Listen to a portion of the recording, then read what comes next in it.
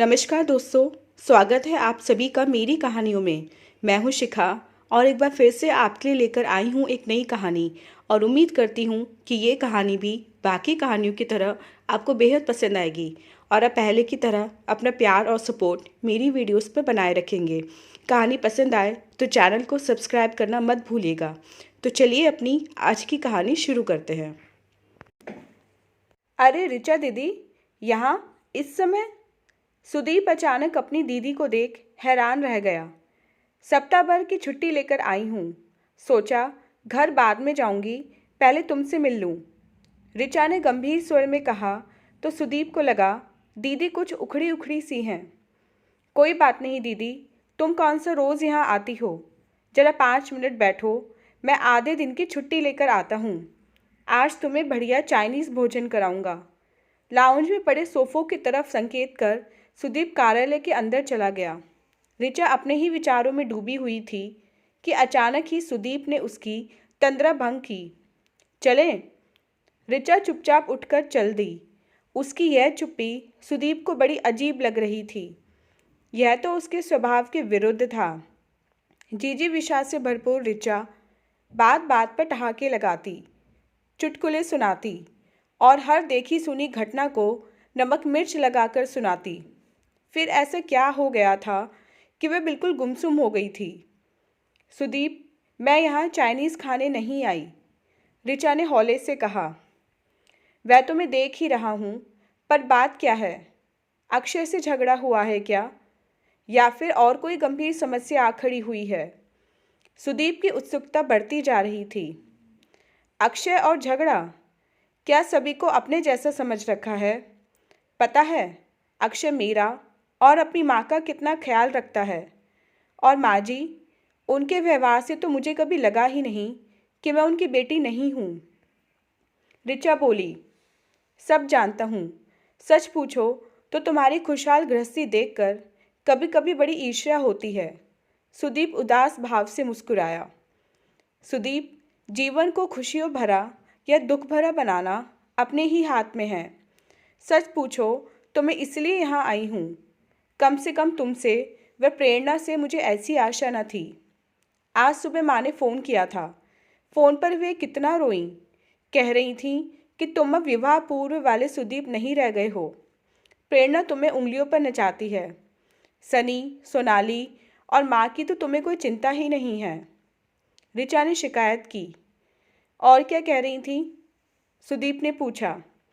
क्या कहेंगी बेचारी, इस आयु में पिताजी उन्हें छोड़ गए। 3 वर्षों में उनका क्या हाल हो गया है। सनी और सोनाली का भार उनके कंधों पर है और तुम उनसे अलग रहने की बात सोच रहे हो। ऋचा के स्वर में इतनी कड़वाहट थी कि सुदीप को लगा इस आरोप प्रत्यारोप लगाने वाली युवती को वह जानता तक नहीं। उसे उम्मीद थी कि घर का और कोई सदस्य उसे समझे या ना समझे, ऋचा अवश्य समझेगी, पर यहाँ तो पासा ही उल्टा पड़ रहा था। अब कहाँ खो गए? किसी बात का जवाब क्यों नहीं देते? ऋचा झुंझला गई। तुमने मुझे जवाब देने योग्य रखा ही कहाँ है? मेरे मुंह खोलने से पहले ही तुमने तो एक तरफा फैसला भी सुना डाला कि सारा दोष मेरा व प्रेरणा का ही है। सुदीप तनी नाराज़गी से बोला। ठीक है, फिर कुछ बोलते क्यों नहीं? तुम्हारा पक्ष सुनने के लिए ही मैं यहाँ आई हूँ, वरना तुमसे घर पर भी मिल सकती थी। मैं कोई सफाई नहीं देना चाहता, ना ही तुमसे बीच बचाव की आशा रखता हूँ। मैं केवल तुमसे तटस्थता की उम्मीद रखता हूँ। मैं चाहूँगा कि तुम एक सप्ताह का अवकाश लेकर हमारे साथ आकर रहो। पता नहीं तुम मुझसे कैसी तटस्थता की आशा लगाए बैठे हो। माँ, भाई बहन आंसू बहाएं तो मैं कैसे तटस्थ रहूँगी? ऋचा झुंझला गई। हमें अकेला छोड़ दो ऋचा, हम अपनी समस्याएं खुद सुलझा सकते हैं, सुदीप ने अनुनय की। अब तुम्हारे लिए अपनी सगी बहन पराई हो गई। माँ ठीक ही कह रही थी कि तुम बहुत बदल गए हो। प्रेरणा सचमुच तुम्हें उंगलियों पर नचा रही है। ऋचा दीदी, प्रेरणा तो तुम्हारी सहेली है, तुम्ही ने उससे मेरे विवाह की वकालत की थी, पर आज तुम भी माँ के सुर में सुर मिला रही हो। यही तो रोना है। मैंने सोचा था वह माँ को खुश रखेगी, हमारा घर खुशियों से भर जाएगा, पर हुआ उसका उल्टा। मैं कोई सफाई नहीं दूंगा, केवल एक प्रार्थना करूंगा कि तुम कुछ दिन हमारे साथ रहो, तभी तुम्हें वस्तु स्थिति का पता चलेगा। ठीक है, यदि तुम जोर देते हो तो मैं अक्षय से बात करूंगी। ऋचा उठ खड़ी हुई। तो कब आ रही हो हमारे यहाँ रहने? सुदीप ने बिल देते हुए प्रश्न किया। तुम्हारे यहाँ? ऋचा हंस दी। तो अब वह घर मेरा नहीं रहा क्या? मैं तुम्हें शब्द जाल में उलझा भी लूँ तो क्या? सत्य तो यही है कि अब तुम्हारा घर तुम्हारा नहीं है। सुदीप भी हंस दिया। लगभग सप्ताह भर बाद ऋचा को सूटकेस व बैग समेत आता देख छोटी बहन सोनाली दूर से ही चिल्लाई, अरे दीदी, क्या जीजाजी से झगड़ा हो गया? क्यों, बिना झगड़ा किए मैं अपने घर रहने नहीं आ सकती क्या? ले, नीनू को पकड़। उसने गोद में उठाए हुए अपने पुत्र की ओर संकेत किया। सोनाली ने ऋचा की गोद से नीनू को लिया और बाहर की ओर भागी। रुको सोनाली, कहाँ जा रही हो? अभी आ जाएगी, अपनी सहेलियों से नीनू को मिलवाएगी। उसे छोटे बच्चों से कितना प्यार है, तू तो जानती ही है। माँ ने ऋचा को गले लगाते हुए कहा। लेकिन माँ, अब सोनाली इतनी छोटी भी नहीं है जो इस तरह का व्यवहार करे। चल अंदर चल, इन छोटी छोटी बातों के लिए अपना खून मत जलाया कर। माना अभी सोनाली में बचपना है, एक बार विवाह हो गया तो अपने आप जिम्मेदारी समझने लगेगी। माँ हाथ पकड़कर ऋचा को अंदर लिवा ले आई। हाँ, विवाह की बात से याद आया, सोनाली कब तक बच्ची बनी रहेगी? नौकरी क्यों नहीं ढूंढती? इस तरह विवाह में भी सहायता मिलेगी। ऋचा बोली। बहन का विवाह करना भैया भाभी का कर्तव्य होता है, उन्हें क्यों नहीं समझाती? मेरी फूल सी बच्ची नौकरी करके अपने लिए दहेज जुटाएगी? माँ बिफर उठी। मेरा यह मतलब नहीं था, पर आजकल अधिकतर लड़कियां नौकरी करने लगी हैं। ससुराल वाले भी कमाऊ वधू चाहते हैं। इनकी दूर के रिश्ते की मौसी का लड़का आशीष बैंक में काम करता है, पर उसे कमाऊ बीवी चाहिए। वैसे भी इसमें इतना नाराज़ होने की क्या बात है? सोनाली काम करेगी तो उसे इधर उधर घूमने का समय नहीं मिलेगा, फिर अपना भी कुछ पैसा जमा कर लेगी। तुम्हें याद है ना माँ, पिताजी ने पढ़ाई समाप्त करते ही मुझे नौकरी करने की सलाह दी थी। वे हमेशा लड़कियों के स्वावलंबी होने पर जोर देते थे। ऋचा बोली। अरे दीदी, कैसी बातें कर रही हो? जरासी बच्ची के कंधों पर नौकरी का बोझ डालना चाहती हो? तभी सुदीप का स्वर सुनकर ऋचा चौंक कर मुड़ी। प्रेरणा व सुदीप न जाने कितनी देर से पीछे खड़े थे। सुदीप के स्वर का व्यंग उससे छिपा न रह सका। बड़ी देर कर दी तुम दोनों ने, ऋचा बोली। ये दोनों तो रोज ऐसे ही आते हैं, अंधेरा होने के बाद। क्या करें, 6 साढ़े 6 तो बस से यहाँ तक पहुँचने में ही बच जाते हैं। फिर शिशु गृह से तन्मय को लेते हुए आते हैं तो और 10-15 मिनट लग जाते हैं। क्या तन्मय को शिशु गृह में छोड़कर जाती हो? घर में माँ व सोनाली दोनों ही रहती हैं, क्या तुम्हें उन पर विश्वास नहीं है?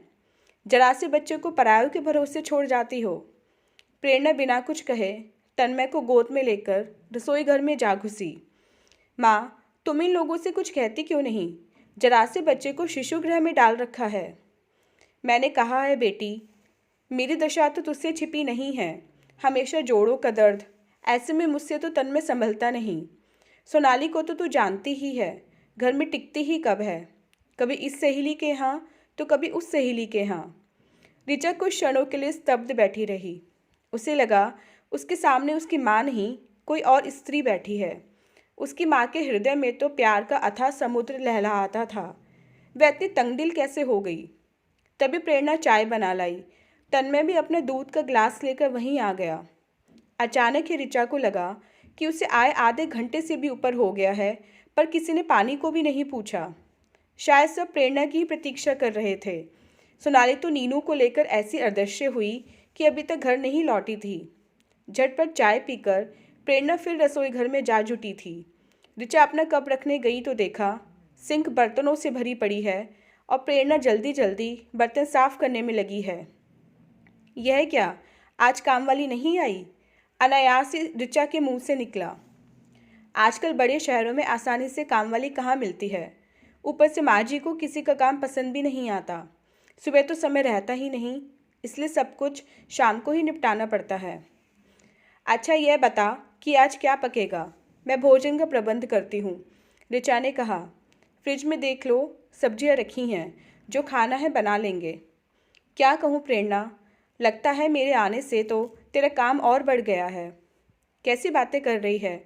सुदीप की बहन होने के साथ ही तू मेरी सबसे प्यारी सहेली भी है। यह कैसे भूल गई पगली? इतने दिनों बाद तुझे मेरी याद आई है तो मुझे बुरा लगेगा। अनजाने ही प्रेरणा की आंखें छलछला आईं। फ्रिज से सब्जियां निकालकर काटने के लिए ऋचा माँ के पास जा बैठी। अरे यह क्या, 4 दिनों के लिए मेरी बेटी मायके क्या आ गई, तुरंत ही सब्जियां पकड़ा दी। माँ का पारा 7वें आसमान पर पहुंच गया। ओह माँ, किसी ने पकड़ाई नहीं है, मैं खुद सब्जियां लेकर आई हूँ। खाली ही तो बैठी हूँ, बातें करते हुए कट जाएंगी। ऋचा ने बात पूरी नहीं की थी कि सुदीप ने आकर उसके हाथ से थाली ले ली और कुर्सी खींचकर वहीं बैठकर सब्जियां काटने लगा।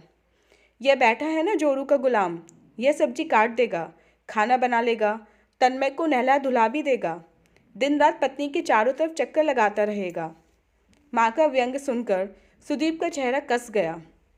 वह कोई कड़वा उत्तर देता, इससे पहले ही ऋचा बोल पड़ी। तो क्या हुआ, अपने घर का काम ही तो कर रहा है। उसने हंसकर वातावरण को हल्का बनाने का प्रयत्न किया। जो जिस काम का है उसी को शोभा देता है। सुदीप को तो मैंने उसके पैर तक दबाते देखा है। उस दिन बेचारी दर्द से तड़प रही थी, तेज बुखार था। सुदीप ने धीरे से कहा, फिर भी पति पत्नी की सेवा करे, तौबा तौबा। माँ ने कानों पर हाथ रखते हुए आंखें मूंदकर अपने भाव प्रकट किए। माँ, अब वह जमाना नहीं रहा। पति पत्नी एक ही गाड़ी के 2 पहियों की तरह मिलकर गृहस्थी चलाते हैं। सब जानती हूँ, हमने भी खूब गृहस्थी चलाई है। तुम 4 भाई बहनों को पाला है और मेरी सास तिनका उठाकर इधर से उधर नहीं रखती थी। इसमें बुराई क्या है? अक्षय की माँ तो घर वे हमारा खूब ख्याल रखती हैं। ठीक है, रखती होंगी, पर मुझसे नहीं होता। पहले अपनी गृहस्थी में खटते रहो, अब बेटे की गृहस्थी में कोहलू के बैल की तरह जुटे रहें। हमें भी घूमने फिरने, सैर सपाटे के लिए कुछ समय चाहिए कि नहीं? पर नहीं, बहू रानी का दिमाग 7वें आसमान पर रहता है। नौकरी जो करती हैं रानी जी। माँ ने बुरा सा मुँह बनाते हुए कहा। यदि नौकरी करने वाली लड़की पसंद नहीं थी तो विवाह से पहले आपने पहली शर्त यही क्यों नहीं रखी थी? ऋचा ने माँ को समझाना चाहा। इसमें भी हमारा ही दोष है। अरे, एक क्या तेरी भाभी ही नौकरी करती है? आजकल तो सभी लड़कियां नौकरी करती हैं, साथ ही घर भी संभालती हैं। माँ भला कब हार मानने वाली थी। ऋचा चुप रह गई। उसे लगा माँ को कुछ भी समझाना असंभव है।